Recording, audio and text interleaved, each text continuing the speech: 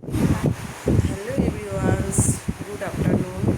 তো আজ শুভ সপ্তমী অনেক অনেক ভালোবাসা শুভেচ্ছা রইল।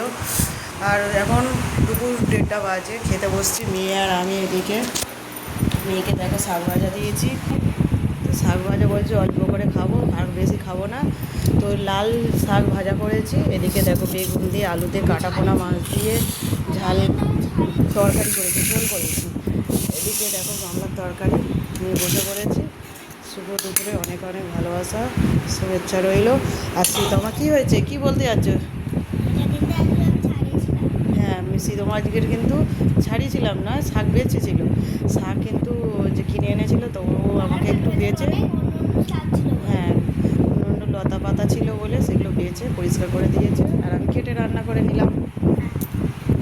খাবে তো চলে এসো বন্ধুরা। লাল লাল লোটে শাক আর এদিকে বেগুন দিয়ে মাছ দিয়ে ঝোল।